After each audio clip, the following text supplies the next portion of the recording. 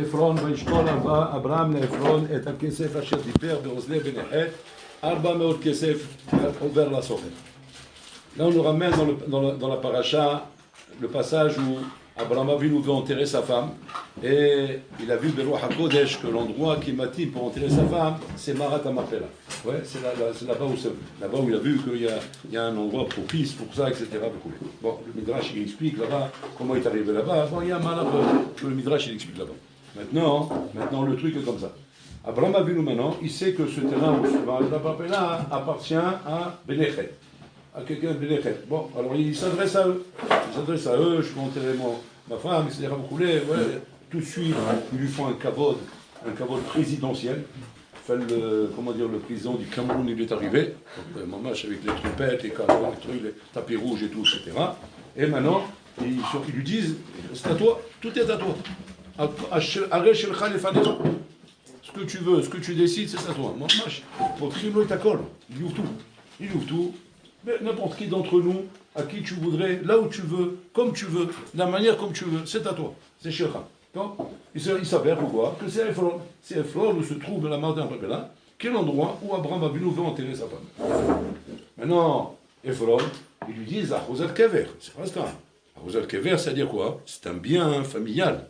C'est un bien familial, c'est pas un bien que j'ai acquis, que j'ai acheté à, je sais pas moi, avec des bonhommes avec qui je fais du commerce ou n'importe quoi, ou on fait du business, ou là-bas, on ne s'attache pas aux choses. C'est du business, je l'ai acheté, je le revends, Il n'y a pas d'attache à la chose. C'est Achuzat Kever, c'est différent, c'est un bien familial. Bien familial, c'est-à-dire c'est un héritage de famille. C'est quelque chose qui, avant même de représenter une valeur au niveau argent, ça représente une valeur au niveau moral. Au niveau moral, c'est quelque chose de yakar. C'est une valeur morale.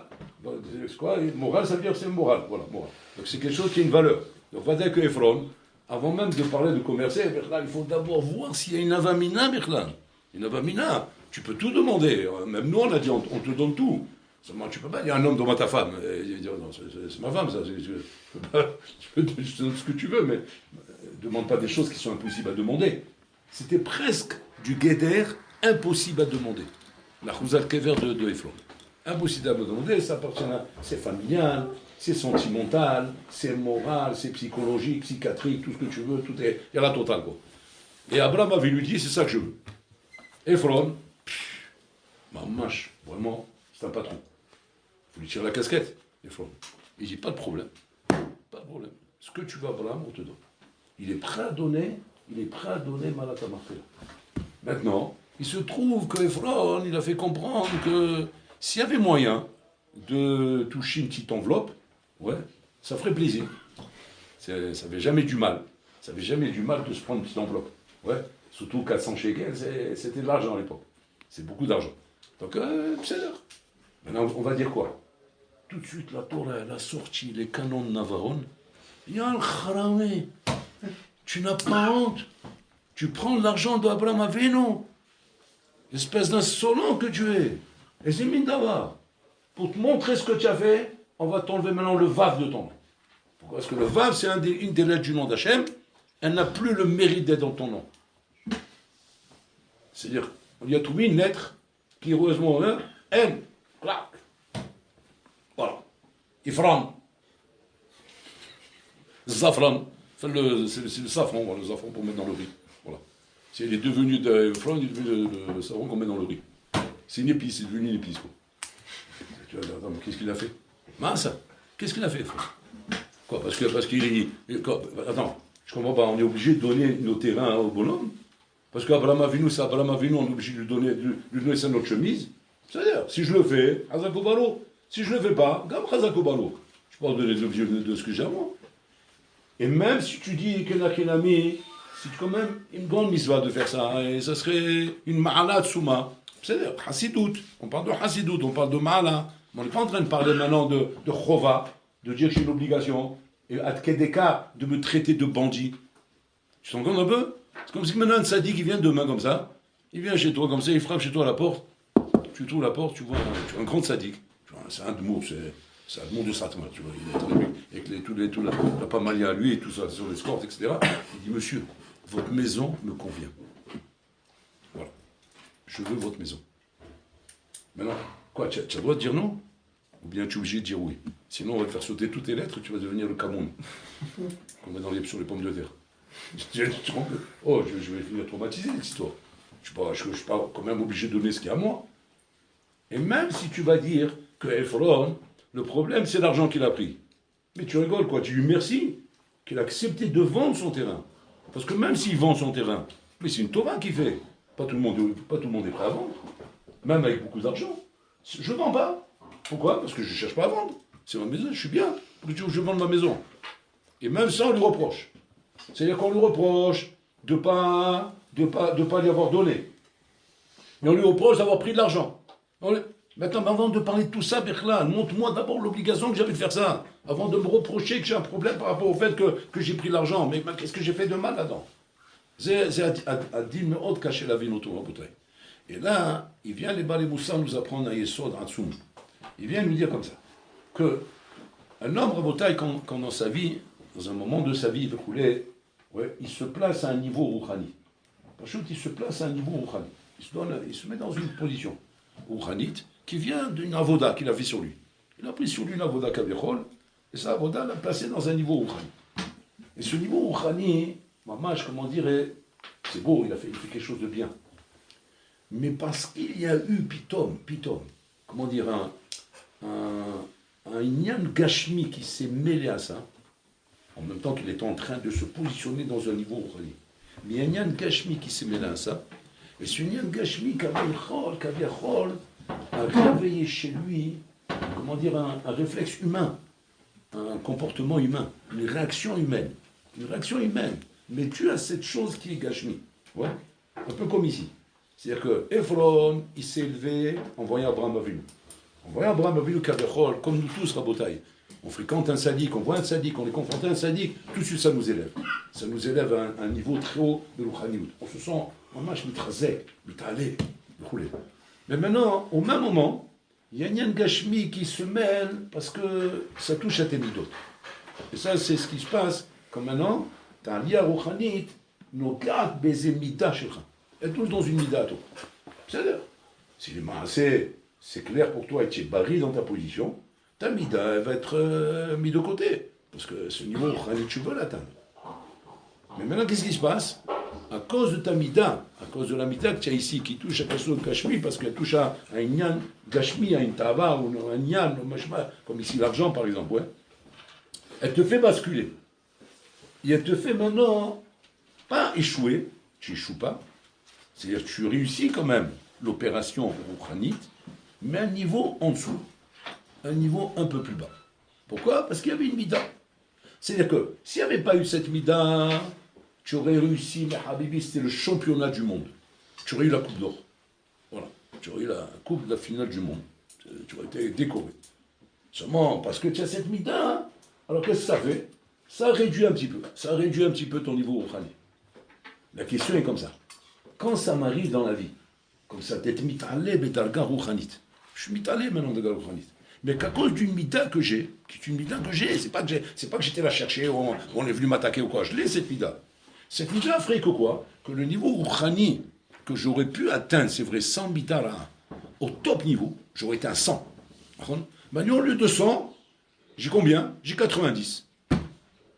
Mais c'était normal. Parce que cette mida, je l'ai. Et à cause de cette mida, je suis à 90. Les Balé Moussa, ils viennent nous expliquer ici, Rabotai, que ça, c'est l'échec le plus terrible qui peut arriver à un Ben Adam. Pas comprendre ça. L'air ta mine d'avoir cassé. Tu dis quoi? Échec? Comment un échec? J'ai eu 90 quand même. C'est pas un échec. Sauf. S'il n'y avait pas eu cette sheifa rouhanite, mais à cause de ma midara, je ne serais même pas 90. J'aurais eu 10. 10 sur 100, j'aurais eu. Même pas 0 peut-être. Ça aurait été un fiasco. Parce que ma mida, je la connais, ma mida. Ma mida, elle est mauvaise. J'aime le pognon. Ou bien j'aime les femmes. Ou bien j'aime l'alcool. Je suis un malade mental. Moi, je me connais, moi, un truc comme ça, mais je suis un chien. Je suis un kelev. Moi, je suis un kelev. Maintenant, j'ai réussi à ne pas être un kelev. Voilà. C'est-à-dire que quoi? J'ai réussi à être, à être à un niveau élevé, il y a chassid, proportionnel par rapport à ma bida. Et bien, quelque part, j'ai quand même fait un record. Oh, je suis arrivé à 90. Qu'est-ce que tu me reproches? Ma tochacha po. Et c'est tochacha. La tochacha, c'est que tu étais capable d'être à 100. Et comme maintenant ta mida, t'as rabaissé à 90, c'est un échec. C'est-à-dire comme ça, c'est Atsoum, hein, c'est Atsoum ce qu'on est en train de dire ici. C'est-à-dire que, Merikara, s'il n'y avait pas eu la Torerut Rouchanit, et que tu serais à 0, on te reproche rien. Pourquoi on te reproche rien? Parce que c'est ce que tu es. À la rigueur, on te dirait, bon, allez, bouge-toi un peu, oh, jusqu'à quand tu restes à 0. Voilà pas maximum ce qu'on t'aurait dit. C'est-à-dire que le Vav, il n'aurait pas sauté. Le Vav n'aurait pas sauté. Simplement, il aurait dit, non, il faut bouger un peu, allez, commence, un peu comme la Shiva, quand on prend un barreau, on le remue un petit peu. Mais le Vav, il ne bouge pas. Mais maintenant, tu as fait une tentative. Tentation ou tentative. Maintenant, tu as fait une tentative. Ouais. De Aliyah Rouchanit. Et que ton mida t'a fait échouer, à ce moment-là, maintenant le Vav, il saute. Et là, il faut comprendre, c'est quoi le yesod qui est ici? Pourquoi c'est comme ça? Pourquoi c'est comme ça? Là-bas, je suis à 0, tu me dis, non, le Vav, il peut rester. Pourquoi? Parce que ça, c'est ton matzah. C'est un matzah chez Kha. On n'est pas... Peut-être quand on courage, on dit, il faut bouger, il faut rouler, mais ça va, c'est ton matzah. Pour l'instant, on n'a pas tellement à te reprocher, si ce n'est pas de te dire, bouge-toi un peu.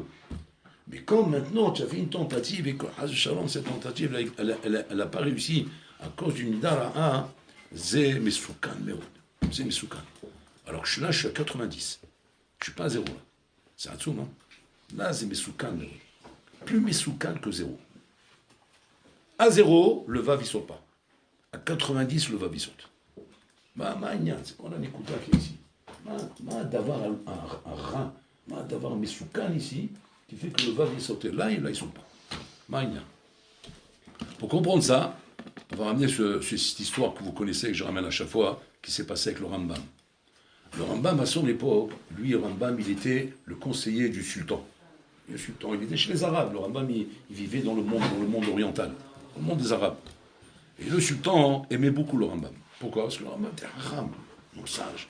Avant, on avait affaire à des chefs d'État et des rois, etc., intelligents, qui savaient apprécier la chokhma des Chachamim. Pas comme aujourd'hui des Hamar Bouriko, fait le Poutine là-bas en train de faire la guerre comme un maboul, en train de se prendre une tannée, il continue parce qu'il veut gagner la guerre absolument. Il est en train de se prendre une tannée à Shem Alhem. Bon, c'est les fous d'aujourd'hui.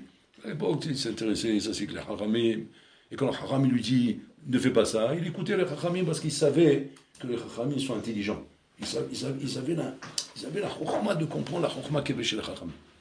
Et donc le sultan, il aimait beaucoup le Rambam. Mais malheureusement, étant donné que ces sultans, c'était des goïms, et qu'ils aimaient un juif, parce que le Rambam, il a beau être tout ce que tu veux, mais c'est un sale juif. Et autour du sultan, il y avait d'autres personnes qui étaient aussi Chachamim, et ils étaient jaloux du Rambam. Qu'est-ce qu'ils faisaient ces gens-là? Qu'est-ce qu'ils ont fait ces gens-là? Ils sont venus voir le sultan, ils ont dit, Voda Melech, vous êtes attaché au Rambam, vous le croyez Chacham, on n'est plus Chacham que lui. Pourquoi vous attachez à lui? D'abord, c'est un sale juif, nous sommes des musulmans comme vous. On est musulmans comme toi. Pourquoi tu m'échabed au toi et pourquoi tu ne pas m'échabed au que je suis la même religion que toi? Le sultan, il leur répond, vous avez raison. J'ai aucun problème, moi je veux vous respecter, mais qu'est-ce que je peux faire qu'il est plus Chacham que vous? Moi, je suis sensible à la chokhma. Ça, c'est ma devise, vous le savez très bien. Maintenant, étant donné que je suis sensible à la chokhma, je la cherche ou je la trouve. Et c'est Chacham Alomed Mikol Adam. Très intelligent ce sultan-là. Très intelligent. Mais vous êtes des Hamar. Comprenez? Maintenant, c'est sûr que vous êtes diplômé, vous avez fait des études, mais vous êtes des Hamar. Lui, c'est à côté de lui. C'est s'il n'est pas là, alors il n'a rien à mettre, on a l'impression de suite. Mais dès qu'il est là, vous êtes des Hamar. Alors il a dit, ok. Ils ont entendu ça, ils ont dit, bon, on va lui montrer de quel bois on se chauffe. Qu'est-ce qu'ils ont fait? Ils sont venus faire avec le Rambam ce qu'on appelle une disputation. Vous connaissez cette période de disputation, hein? Vous connaissez ça? Ouais, il y a un livre qui raconte ces trucs-là. C'est un livre très intéressant. C'est bien de le lire. Les disputations. Disputations, en fait, c'était tous les vikourim qu'il y avait entre les sages goïm et les sages juifs. Et des trucs intéressants là-bas, des trucs magnifiques à fond. Et ils sont venus comme ça avec une disputation avec le Rambam, auprès du sultan. Ils ont dit au sultan, voilà, nous avons développé une thèse. Alors il dit, c'est quoi la thèse? Le sultan, il écoute. Tiens, le Hamal, il a l'air de dire des choses intelligentes. On voit, peut-être qu'il a dit quelque chose. Peut-être qu'ils ont découvert quelque chose. On a découvert une thèse qui est quoi? Que nous sommes capables de rendre un animal un ben Adam. On est capable de rendre un animal un ben Adam. C'est possible. On peut faire ça. D'accord? Le sultan, il écoute. Mais comme le sultan, il est chacham, il dit, je vais appeler le Rambam, voir qu'est-ce qu'il en pense. Il dit, oui, pas de problème, appelez-le. Il appelle le Rambam. Le Rambam, il dit, qu'est-ce que tu penses de cette thèse? Il dit, impossible. Un animal ne peut pas devenir un ben Adam. Bon, donc là, maintenant, il y a une disputation entre les deux. Et chacun se disait fort de montrer à l'autre qu'il a raison. Qu'est-ce qu'ils ont fait? Ils ont pris un tsevet de Hatoulim, ouais, qu'on trouve dans les poubelles. Ils ont ramassé comme ça, toute une équipe de chats, comme ça. Ils ont commencé à leur apprendre, Pachout, à savoir servir comme des melserim. C'est comme des serveurs. Serveurs comme c'est le nœud papillon, la queue de morue, le chapeau gibus, la quinte, tout bien classe, comme ça, la classe. Mais pas comme tu vois aujourd'hui, ils savent comme ça, des Mohamed qui viennent comme ça, en jean, et comme ça. Ils essayent de ressembler à quelque chose, mais tu vois leur bouche, tu vois là vraiment la classe. Tu vois les chats comme ça. En plus, c'est original, en plus. C'est original, tu vois un chat. Il se tient debout comme ça, sur les pattes de derrière comme ça. Ouais. Il sert. Un whisky, s'il vous plaît. Un coca, s'il vous plaît. Wow, c'est incroyable. Un thé. Nana, Inani, Chibas, Ila, Kela, Damhoud. Tout. Il comprend tout ce que tu lui demandes, il t'amène. Bon. Le sultan, il s'est dit, tiens, là, on est devant une disputation intéressante. Là, je vois qu'ils sont venus préparer. C'est intéressant. Ils s'ennuient tellement à la hall, donc ça faisait un amusement. Donc ils ont relevé le défi avec le Rambam. Le Rambam, il rentre chez lui. Bon, lui, il étudie au Yoshev el-Omer, mais en attendant, il va falloir montrer effectivement qu'il y a un problème, parce que le Rambam savait l'enjeu qu'il y avait là. L'enjeu, il y avait que si jamais le Rambam il échoue ici, le sultan le met en exil. Et à ce moment-là, il ne pourra plus aider la communauté juive qui était à l'époque, et que ces gens-là qui étaient autour du sultan n'avaient qu'une chose en tête, c'est quoi? C'est exterminer les juifs. Le Rambam, par sa présence, il protégeait les juifs. Donc il savait que l'enjeu n'était pas par rapport à lui seulement, mais vis-à-vis de toute la communauté juive. Donc la veille de la rencontre avec ces gens-là, là il a commencé à avoir du souci. Il dit, bon, sauf, c'est sûr que c'est des Rahmar, c'est sûr qu'ils ont tort, mais comment je vais leur montrer qu'ils ont tort? Comment je vais leur montrer qu'ils se trompent? Et le sultan, c'est un bourricot comme lui, le bourricot, le roi des bourricots. Ils vont montrer comment ils savent servir. Tous ils vont dire, ils ont raison. Alors qu'en vérité, c'est des chats. Bon, il les a quoi? Il les a domestiqués. Il les a pas éduqués. C'est ce qu'on appelle la lef velo lechaner. C'est du domesticage, c'est pas. Mais eux, ils ne comprennent pas ça. Et lui, il va être capable de dire, ouais, vous avez quoi la cavole? Alors qu'il c'est ça, c'est ce qu'on appelle peut-être du domesticage. Mais il faut montrer. Bon, le Rambam, il est en train d'étudier le soir, comme ça, il est tard, 2h, 3h du matin. Il commence à se faire du souci. Il dit, bon, comment je vais faire? Il est assis comme ça. Et puis il tombe, ouais, il voit un arbar. Une souris qui monte sur sa table. Bon. Ouais, il n'a pas peur des souris, le Rambam. Pas comme vous. Une souris. Mais dans 2 secondes, il n'y a plus personne. Bon, lui, il ne veut pas qu'il y ait une souris sur la table. Bon, il fait comme ça, bon, mais elle s'en va pas. Tiens, c'est bizarre, elle n'a pas peur. Il essaie de la faire partir, elle s'en va pas. Non, ben, il dit, bon, on s'en va. Bon, peut-être il a un chamaï. Il prend sa boîte à tabac, il vide le tabac qu'il y a dedans, il ouvre la boîte, la souris rentre dans la boîte. Et il ferme la boîte. Il dit, tiens, il met dans la bouche. Il dit, bon, on va voir à quoi ça va servir. Pour l'instant, il n'a pas pensé encore à ce qu'il va faire avec ça. Et il s'en va confronter la disputation qui va se passer le long de... Il arrive là-bas, et là-bas, bien sûr, il voit tout de suite comme c'est une grande soirée, avec les tables et tout, le sultan il est là, les invités, les rois de tous les pays sont venus, bon, ça va être un scoop. Et d'un coup, il y a une musique, et on va rentrer l'équipe des chats. Et tu vois l'équipe des chats comme ça, avec le gibus, le nœud papillon comme ça, il est en train de servir, il passe les plateaux comme ça, mieux que des bonhommes, mieux que des serveurs. Ils jonglent, ils s'amusent, ils jouent, bah, les gens ils applaudissent, ils sont comme des fous. Bah. Et tout le monde le regarde, le Rambam, il dit, waouh, waouh, là, il est mal placé, là, Habibi, il va sauter, là. Ça, il va sauter. Et le Rambam, il regarde comme ça, il dit, bon, comment Hachem va m'aider, là? Comment Hachem va m'aider? Il est en train de réfléchir. Il a oublié qu'il a la souris dans la poche. Elle est là dans la poche, dans la boîte. Et à un moment donné, là, c'est le scoop de la soirée, les chats vont rentrer à Rabotaï avec un plateau immense, où dedans il y a un sanglier, ouais, au kousbara, avec les olives marocaines. Ça a bien présenté. Et donc ils arrivent avec le plateau, et comme ça ils sont 6 chats à porter le plateau. Et ils dansent. Ils portent le plateau, ils dansent. Comme ça. Et la musique, et les gens ils crient, eh ben, c'est l'euphorie dans la salle. Le rabbin il voit ça, il dit, ça y est, j'ai compris. J'ai compris ce que cette souris elle est venue faire. Donc il prend la boîte, il ouvre la boîte, la souris elle va, elle saute sur la table. Les chats ils voient ça, il aura tout en l'air, ça tourne son billet sur la tête du sultan.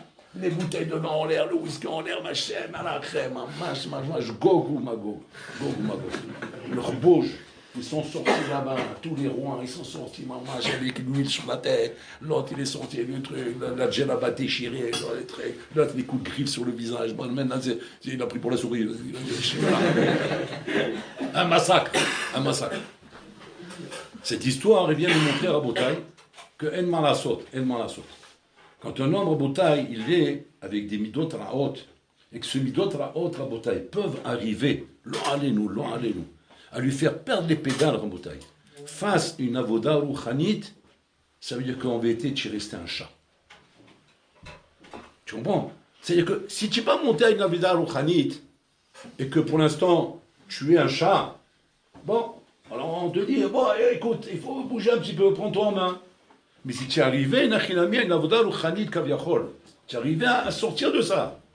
Et que maintenant, ta bita te remet au stade de chat, c'est Nora. Tant que tu n'es pas devenu un Ben Adam, tant que tu n'es pas devenu Kaviachol, un Ilou, tant que tu n'es pas devenu quelqu'un de qualité, quelqu'un qui vaut quelque chose. Alors la rigueur, je ne peux pas t'en vouloir. Pourquoi? Parce que Mi'ikara Khatoul, Besov Khatoul. Donc c'est un Khatoul Mi'ikara, donc il n'y a pas de problème. Mi'ikara de Dina Pilcha. Ouais, Mi'ikara de Dina Pilcha. Donc maintenant que quoi? Que le Kalvachomer ne commençait pas, il y avait une Pilcha Mi'ikara de Dina. Donc c'est pour ça qu'il n'a pas commencé. Mais c'est normal, parce qu'il y avait un problème du débarrage. Mais là, je t'ai vu comment tu es sorti. Je t'ai vu comment tu as pris tes choses en main. J'ai vu comment tu as maintenant goûté en fin de compte à quoi? À quoi ressemble un Ben Aliyah. Wow. Tu es devenu un Ben Aliyah. Tu as goûté à ça. Puis Tom, qu'est-ce que j'entends? J'entends que tu es redevenu un Hatoul. Là, c'est grave. Ça, c'est grave. Tant que tu n'es pas devenu un Ben Aliyah et tu es un Hatoul, tu es un Hatoul, mon azo. Alors on essaie de te secouer. Mais si tu arrivais à sortir ta tête de l'eau, et tu as compris maintenant que représente la liberté, que représente la Aliyah, que représente la galoute. Maintenant tu as goûté à ça. Ça c'est nos ravaillons. Ça c'est nos ravaillons.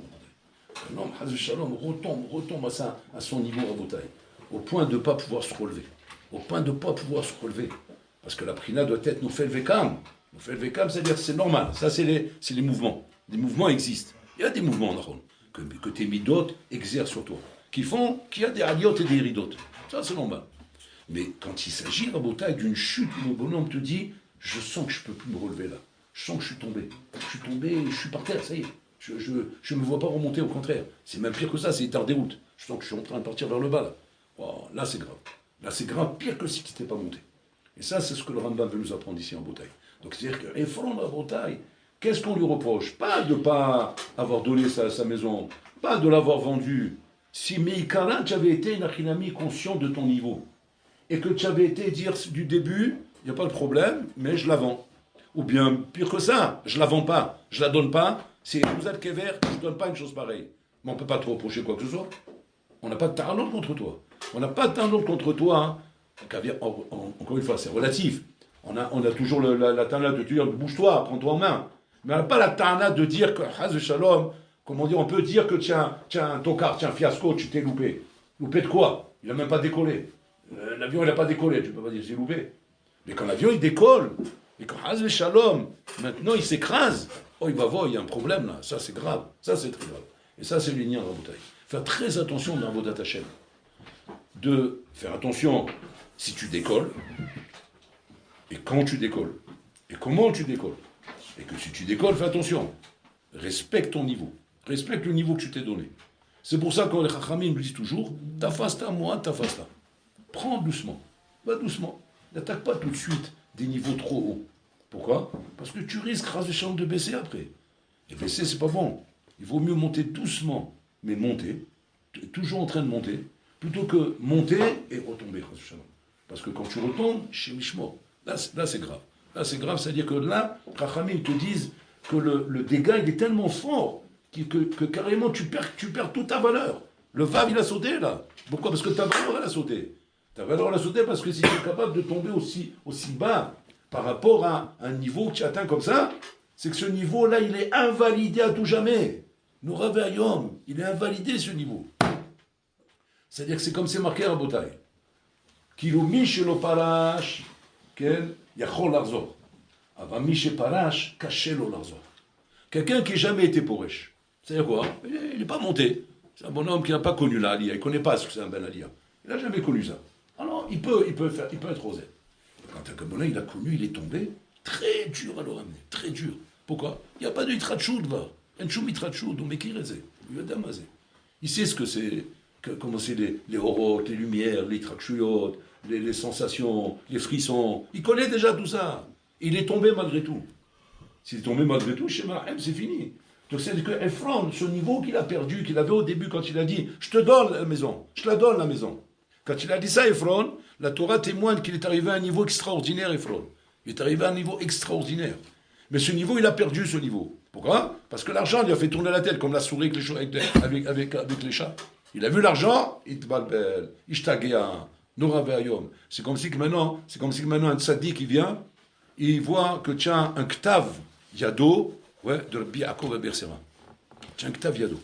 Tu as une lettre avec l'écriture en main de Rabbi Yaakov Bersera. Ouais, bien du Ben Ishmael. Ktav yado. Il vient de tzaddik qui dit Shamati, chez Shlecha ktav yado, chez le Rabbi Yaakov. Est-ce que tu peux me le donner? Et toi, tu es tellement emballé par la joie que tu vas faire au tzaddik. Tu regardes comme tu dis Ken Kvadrab. Les gens ils sont autour. Qu'est-ce que c'est magnifique. Maintenant, un côté, Satan, il vient et dit, tu sais combien ça vaut un ktaviado comme ça? Un ktaviado comme ça vaut 1 million d'euros. Boualek. Il a tourné à la macom, comme le lit tourne. Tout de suite il tourne. Il dit, non mais je te le donne. Mais 1 million d'euros, c'est rien entre nous. Qu'est-ce qu'il a compris le sadique? Qu'il faut payer 1 million d'euros. Il lui donne 1 million d'euros parce que le syndic il veut le ktaviado. Parce que lui, il est à son niveau. Il sait que ça vaut la peine de payer ça. Mais toi, le niveau, tu l'as perdu. Alors c'est vrai que quelque part, ça fait plaisir au syndic. Il a pris le truc. Mais toi, ton niveau, tu l'as perdu. Pourquoi tu t'es mis à un niveau qui n'est pas le tien? Pourquoi tu t'es dit je le donne? Tu n'es pas là-bas. Là-bas, ton c'est devant quel est. C'est-à-dire, Atishtageya, fais pas d'excès de vitesse, qu'on appelle. Fais pas d'excès de vitesse. Tu n'es pas là-bas, sois pas là-bas. Joue pas. Joue pas à un jeu qui est dangereux. Joue pas avec le feu. Tu n'es pas là-bas, sois pas là-bas. Et on ne te reprochera jamais pourquoi tu n'étais pas là-bas. Jamais on viendra quelqu'un te dire pourquoi tu as demandé 1 million d'euros. Tu n'as pas honte, c'est honteux. Un syndic qui veut, tu vois qu'il le voulait. Eh bien pourquoi tu ne l'as pas donné? Tu n'es pas obligé de lui donner. Personne ne peut te demander quelque chose que tu n'es pas au niveau de faire. On ne te demande pas des comptes sur ça. Par contre, après que tu t'es mis au niveau et qu'après tu as dégringolé, c'est Mesoukan Rabotai. C'est de ne pas se mettre à un niveau. Par contre, te mettre à un niveau et descendre, c'est Mesoukan. Pourquoi? Parce que là, tu as invalidé le niveau. Ce niveau-là, tu l'as invalidé. C'est pire que de ne pas être monté. Parce que quand tu n'es pas monté là-bas, tu n'as pas invalidé le niveau. Le niveau, il est toujours une chifa pour toi. Au moins, il reste une chifa. Il reste une ambition. Cette ambition continue à exister dans ta tête. Elle continue à dire tu continues à penser comme ça. Et tu comprends. Et rien que cette pensée, quelque part, c'est comment dire, c'est du combustible, c'est de l'énergie chez toi qui peut te pousser au moins à faire des choses. Mais ce niveau-là, tu l'as invalidé. C'est ça la barrière. Et comme tu l'as invalidé, il ne peut plus marcher chez toi. C'est-à-dire, tu as brûlé une carte. Cette carte, tu l'as brûlée, tu as cramé, voilà. il ne peut plus rien faire avec sa main. Et ça, c'est dangereux, Rabotai. Ça, c'est dangereux d'avoir brûlé une carte, d'avoir tiré une balle pour rien. Tu as tiré pour rien. Voilà, tu avais une balle, il te restait une balle. Il fallait l'économiser, l'utiliser quand j'en ai besoin. Tu l'as tiré pour rien. Ça, c'est la même chose ici, Rabotai. Fais très attention, dans Avodat Hashem, Rabotai, que Oili Miotzri, Oili Miotzri. D'un côté, malheur à moi de mon créateur, de l'autre côté, malheur à moi de mon Yitzhara. C'est-à-dire, je suis entre le marteau et l'enclume. Il faut faire attention à votre Yitzhara quand il te fait croire que tu ne peux pas arriver là-bas. Donc il ne te donne même pas ses ambitions. Il faut faire attention de se dire non, il faut que j'ai des ambitions. Il faut que je rêve de devenir un cadeau, il faut que je rêve de grandir. Il faut que tu sois comme ça. Ben attention, ne confonds pas l'ambition et la réalité, Rabotai. Il y a ce qu'on appelle Matsui et ce qu'on appelle Ratsui. Ratsui, c'est ce que normalement on doit atteindre. Et un Matsui, c'est ce qui est la réalité, Rabotai. La réalité, elle est là. Cette réalité te montre que tu es là et que tu n'es pas là-bas. Maintenant, l'ambition, tu l'as. Mais cette ambition, ok, ça reste une ambition. Et je vais avancer tout doucement pour arriver là-bas. Et là, je vais arriver en haut de l'échelle. Mais je sais que l'échelle, elle est très haute. Et je ne veux pas me mettre à croire que je suis déjà en haut. Je ne suis pas là-haut, je suis en bas. Combien c'est Hachouv Rabotai qu'un homme avance Rabotai selon ses kélim, selon ses forces, selon ses kohot, selon ce qu'il est capable de faire. Et que là, on ne te reprochera jamais. Pourquoi tu n'as pas avancé 10 fois plus vite? Pourquoi tu n'as pas fait plus que ça? Là, Maoula, si tu as plus que ça, ça, on ne pourra pas te reprocher. Pourquoi? Parce que tu as fait ce que tu pouvais faire, tu as fait ce que tu étais capable de faire. Et que les ambitions, tu les avais. Et qu'au moment voulu, tu seras capable de pouvoir avancer. Mais par contre, si jamais, tu as fait des choses qui t'ont mis à un niveau qui n'est pas le tien, hein, la Shem el-Haem Rabotai. C'est ce que Moshe Rabbeinu, il a essayé de faire avec Korach. Quand Korach, il est venu, Rabotai, Korach, Beruach HaKodesh, Nora Ve'ayom, il n'est pas venu Mikor Mashou Acher, il est venu Mikor Ruach HaKodesh. Comment ça? Il a vu Beruach HaKodesh qui va sortir de lui Shmuel. Shmuel qui est Shakul Kenegen Moshe Ve'Aaron. Il dit quoi? Il va sortir de moi Shmuel, et moi je vais rester comme ça, comment dire, un second, un Davar Kazé. S'il sort de moi Shmuel qui est plus que ces deux-là, je dois être un premier. Je ne peux pas rester un second. Et à la Makom, qu'est-ce qu'il a fait? La guerre mondiale. Il a été machpi à 250, qu'il est parti.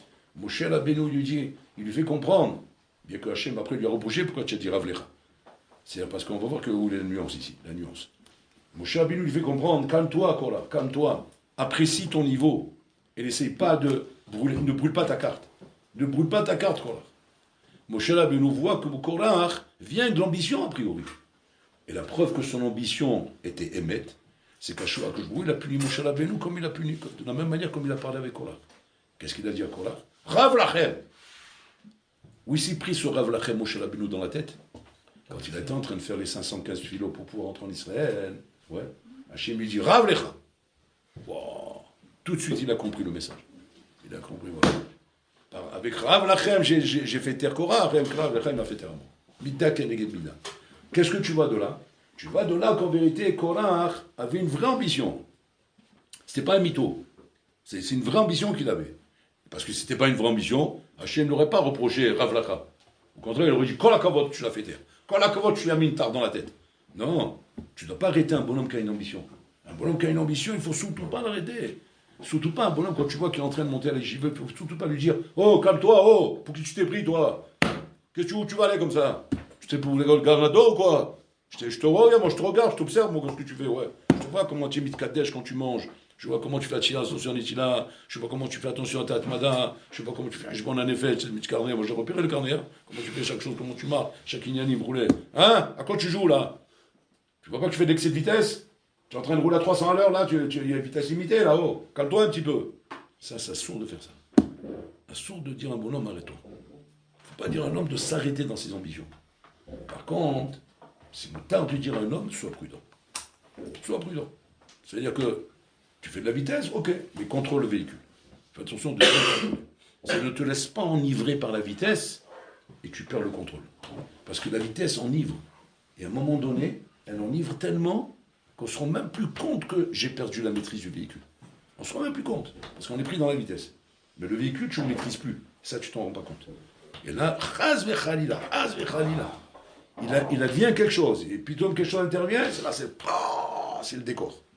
Dans le platane. Ça, c'est les coups favoris du Yetzirah. C'est là-bas que le Issa est attend. C'est pour ça qu'il faut faire très attention. D'un côté, il ne faut pas bloquer la shifa. La shifa, au contraire, il faut l'encourager. Il faut dire, kol hakavod, je te vois, tu travailles, tu as des shifot, tu bosses, mamash kol hakavod. Mais par contre, ce qu'il faut, c'est accentuer la prudence. Accentuer la prudence, sans arrêter la shifa. Mais accentuer la prudence. Parce que si jamais tu roules plus vite, il n'y a pas de problème, mais accentue la prudence. C'est-à-dire, le tarot serait quoi? Quand le bonhomme, maintenant, il roule très vite, Misma parlait au téléphone. Il roule très vite, Misma regardait un truc sur le téléphone, où il est en train de passer un message en même temps. Arrête-toi tout de suite, là. Là, tout de suite, arrête-toi. Tu sais pourquoi? Ce que tu es en train de faire là, te met en danger. Que tu ailles vite, c'est bien, mais à condition que tu maîtrises, à condition que tu sois concentré sur ce que tu es en train de faire. Mais si en même temps que tu es en train de faire ça, il y a un truc à côté, il va voir. C'est ce qui s'est passé avec Ephron. Ephron, il avait l'ambition, il voulait absolument faire plaisir au tzaddik. Il voulait tout lui donner. Mais il n'a pas été prudent.